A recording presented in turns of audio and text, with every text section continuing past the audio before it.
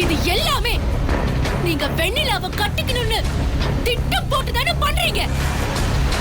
எனக்கு துரோகம் பண்ணிட்டு நீங்க நல்லா வாழவே முடியாது. நீ யாருன்னு நான் காமிக்கிறேன். போலாவா? ஆனா 100 எண்ணி முடிஞ்சதுக்கு அப்புறம் நீ வெளியே வந்தா கண்டிப்பா சொல்றேன் ஸ்வேதா, உன்னால எதையும் சாதிக்க முடியுன்றத நீ ஒத்துக்கிட்டு தான் ஆகணும்.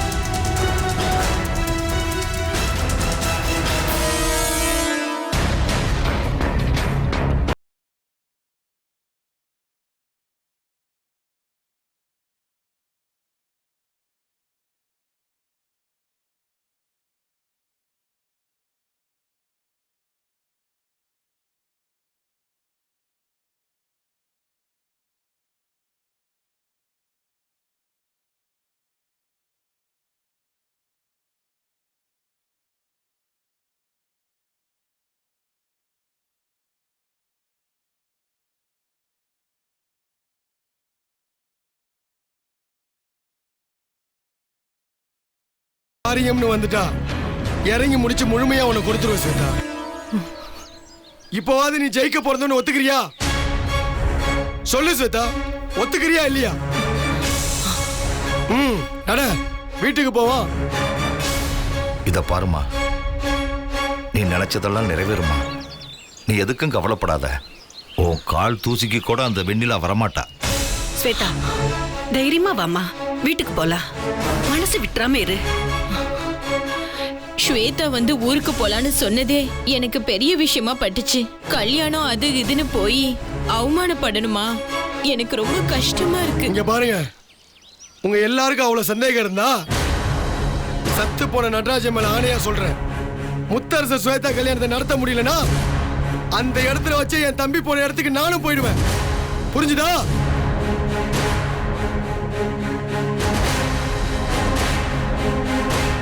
என்ன நம்பு, என் கூட வா. இந்தா என் கூட வாங்க, நம்பி வாங்க. போலாம் வா.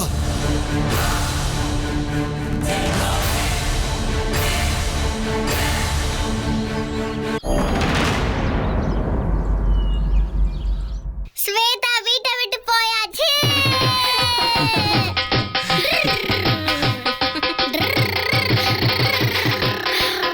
அப்பாடா, இப்பதான் இந்த வீடு நம்ம வீடு மாதிரியே இருக்கு. இவ்ளோ நாளா எங்க போனாலும் அவ நம்மளே பார்த்து முறைச்சிட்டு முணுமுணுத்துட்டு வீடு வீடு மாதிரியா இருந்துச்சு. ஆனா இப்போ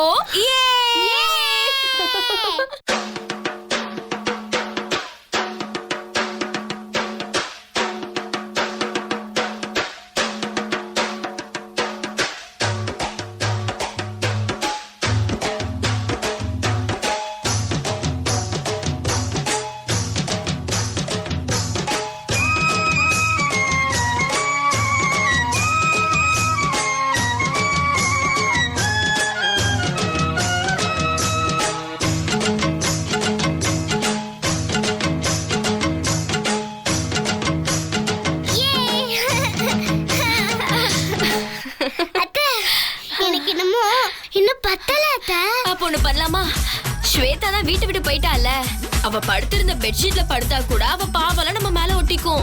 அதனால அத முதல்ல போட்டு கொளுத்திடலாமா? கொளுத்திடலாம். சூப்பர் அத்தை. மொத வாங்க போறீங்க.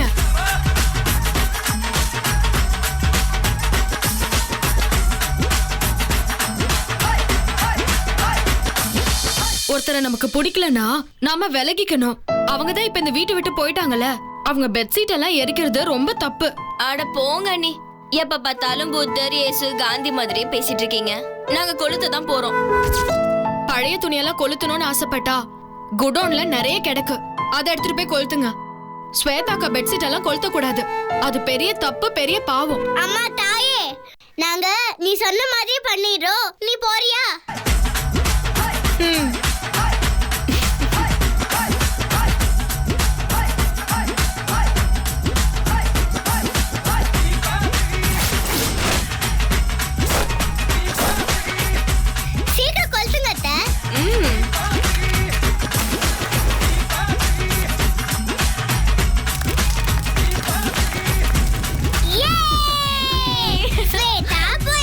ஸ்வேதா போயாச்சு ஸ்வேதா போயாச்சு ஸ்வேதா போயாச்சு ஸ்வேதா போயாச்சு ஸ்வேதா போயாச்சு இனிமே ஜாலிதான் ஸ்வேதா வீட்டை விட்டு போயாச்சு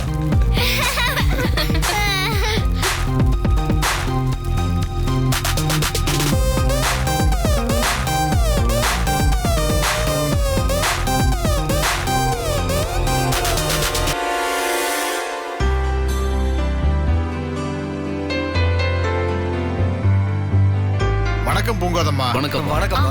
வணக்கங்க. வாங்க வாங்க வாங்க வாங்க. நல்லா இருக்கீங்களாம்மா? நல்லா இருக்கேயா. நீங்க? முத்தரசன் தம்பி இருக்காரா? அண்ணன் மேலதான் இருக்காரு. இப்ப வந்துருவாரு. நீங்க உட்காருங்க. சரி.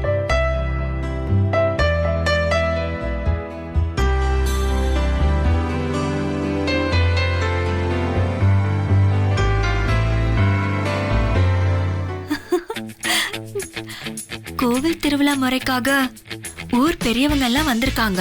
இப்போ அம்மாவும் இல்ல, முத்தரசண்ணனுக்கு மனைவியா வரப்போற ஸ்வேதாவும் இல்ல. அப்போ நான் தானே இந்த முதல் மரியாதையெல்லாம் ஏத்துக்க வேண்டியதா இருக்கும். ஐயோ, நாம இப்படியே போய் நின்னு தாம்பலம் கொடுத்தா நல்லா இருக்காதே. நம்ம போய் ட்ரெஸ் மாத்திக்கலாம்.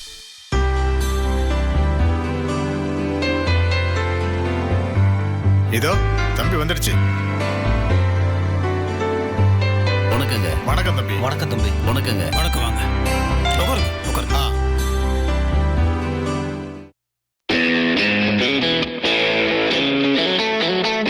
சொல்லுங்க.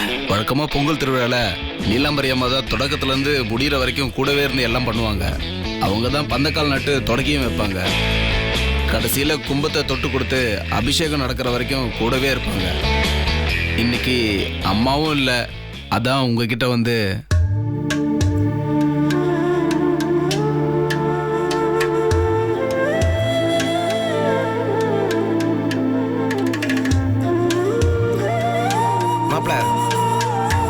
நீ என்ன யோசிக்கிறேன்னு எனக்கு புரியுது. யார் இல்லைன்னா என்ன, அதான் வெண்ணிலா இருக்காள. ஆமாண்டா.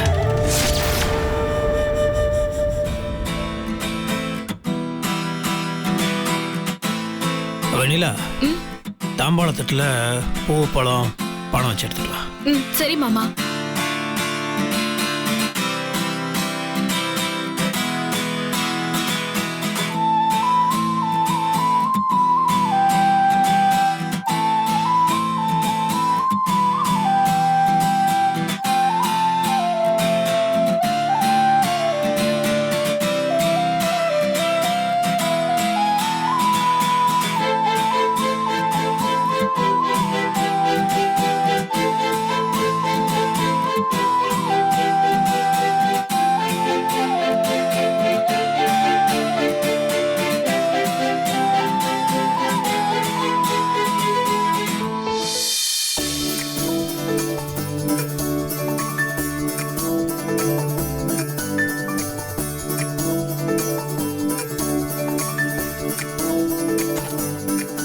இந்த ஊர்லயே நீங்க தான் பெரிய குடும்பம். நல்லபடியா வந்து இருந்து திருவிழாவை நடத்தி கொடுக்கணும். கண்டிப்பா. இன்னைக்கு மார்கழி மாசம் கடைசி நாள், பூஜை வச்சிருக்கோம். கண்டிப்பா எல்லாரும் வந்துருங்க. வந்துடுறோம். வீட்டுல நடந்த விஷயம் எல்லாம் கேள்விப்பட்டோம். ஸ்வேதா போயாச்சுன்னு சொன்னாங்க. ஆமாங்க. ரொம்ப நல்ல விஷயம் நடந்திருக்கு தம்பி. ஊர்ல நாங்களும் இதை பத்தி ரொம்ப நாளா பேசிக்கிட்டு இருந்தோம். ஏற்கனவே உங்ககிட்டயும் இதை பத்தி சொன்னோம். உங்களை மாதிரி தங்கமான குணம் இருக்கிறவருக்கு ஸ்வேதா ஏத்த பொண்ணு இல்ல தம்பி. ஒரு நல்ல முடிவு எடுத்திருக்கீங்க. உங்க பொண்ணு வந்த நேரம் ஆண்டவனா பார்த்து ஒரு நல்ல வழியை காட்டிட்டான்னு எனக்கு ரொம்ப சந்தோஷமா இருக்கு தம்பி.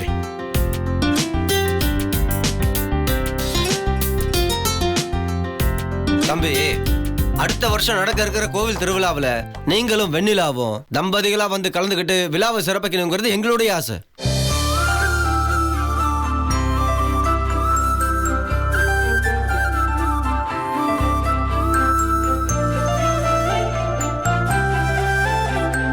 அப்போ நாங்க வரோங்க தம்பி. அப்ப நாங்க வரோம் தம்பி.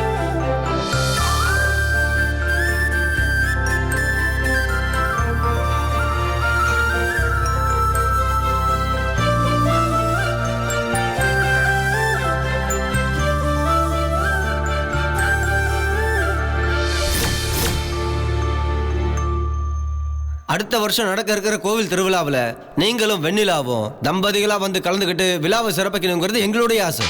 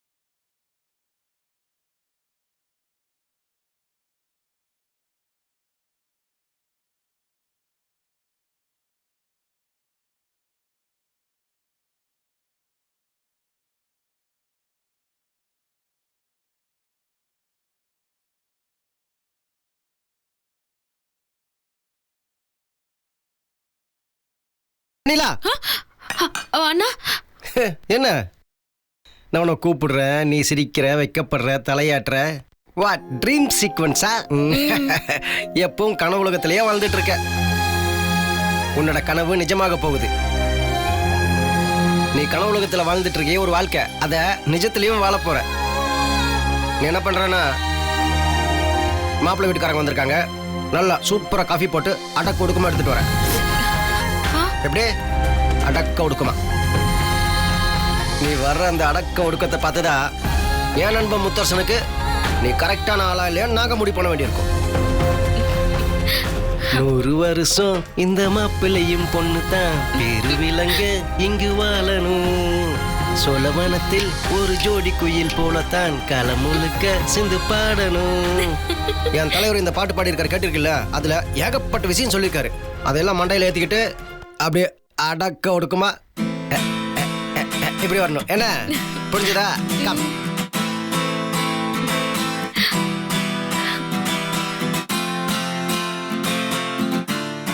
பொண்ணு இப்ப வந்துருங்க, நீங்க உட்காருங்க.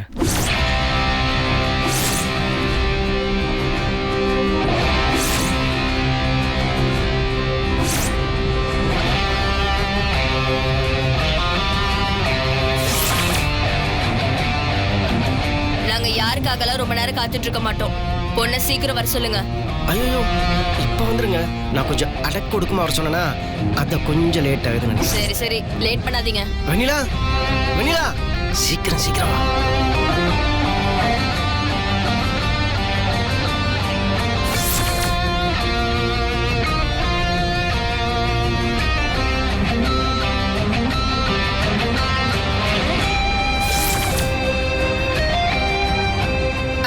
இவங்க தான் என்ன பொண்ணு பார்க்க வந்திருக்காங்களா? ஆமா, நான் தான் நீலாம்பரி, பையனோட சித்தி. நான் தான் பூங்கோத, மாப்பிள்ளையோட தங்கச்சி. நீ என் பையனுக்கு பொருத்தமா இருப்பியா இல்ல அவனை கட்டிக்கிட்டா வருத்தம் ஏதாவது வந்துருமான்னு தெரிஞ்சுக்கதான் நாங்க வந்திருக்கோம். என்ன சிரிக்கிற? மாமியார் முன்னாடி அடக்கொடக்கமா இருக்கணும்னு கூட உனக்கு சொல்லி தரலையா? போ போய் காஃபி எடுத்துட்டு வா. ஏ ருத்ரா. ருத்ராவா? அதெல்லாம் இல்ல, போ போய் காஃபி எடுத்துட்டு வா. என்ன யோசிக்கிற? போ.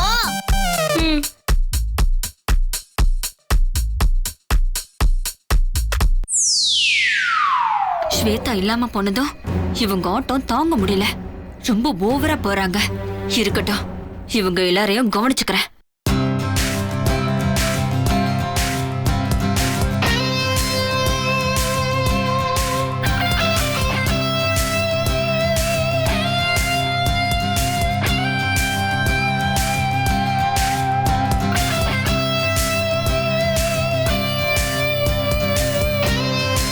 இந்தாங்க.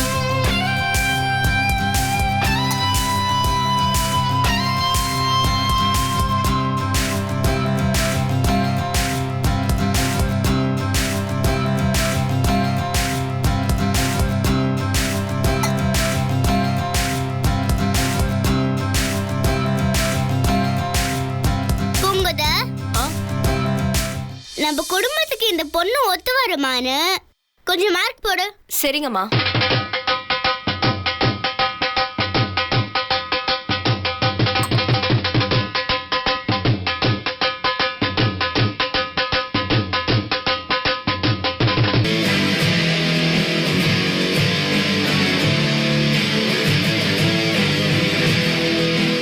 அடக்கம் பரவாயில்ல, 100க்கு 100 கொடுக்கலாம். அப்புறம் பொறுப்பு இருக்குல்ல, பொறுப்பு அது முகத்திலே தெரியுது. பொறுப்புணர்ச்சி அதுக்கும் 100க்கு 100 கொடுக்கலாம். அப்புறம் இந்த பண்பு, ஈகை, இந்த சமையல் இருக்குல்ல, சமையல் அதெல்லாம் நீ நல்லாவே பண்ணுவ. அதுக்கு உனக்கு 100க்கு 150 கொடுக்கலாம். அதே மாதிரி இந்த அச்சம், நாணம், மடம், பயிர்ப்பு, நிர்வாகம் இதுக்கெல்லாம் கூட நல்ல மார்க் கொடுக்கலாம். படிப்பு,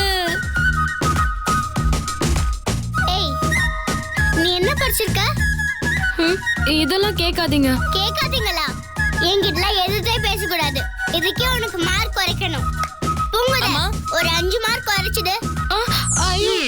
ஓகே, டன்மா. சரி, உன் படிப்பு என்ன? 3ஆம் கிளாஸ் ஃபெயில். என்னது, 3ஆம் கிளாஸா? அதுவும் ஃபெயிலா? சரி பரவாயில்ல. பொது அறிவு எப்படி இருக்குன்னு செக் பண்ணலாம். 3வது பானிபட் போர் எப்போ நடந்துச்சு? பானிபூரியா? ஆமா, பானிபூரி தான். பார்சல் வாங்கிட்டு வந்தீங்கன்னா ஆளுக்கு ஒரு வாய் சாப்பிடலாம். பூங்குத, நீ ஒரு கேள்வி கேளு. அலெக்சாண்டரோட குதிரை பேர் என்னன்னு தெரியுமா? குதிரை எனக்கு தெரியும், ஆனா அலெக்சாண்டர் தெரியாது.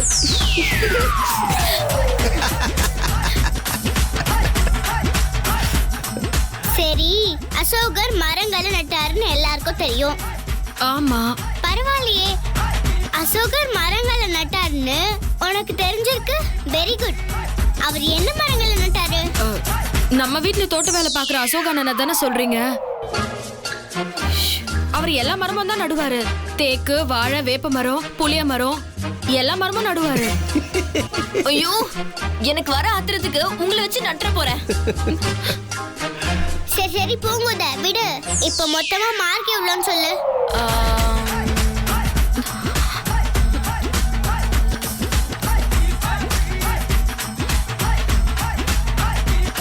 1000க்கு 1300 வாங்கியிருக்காங்க. சூப்பர். ஓகே, அப்போ வேற வழியே இல்ல. என் மகனுக்கு ஏத்த மனைவி நீதான்.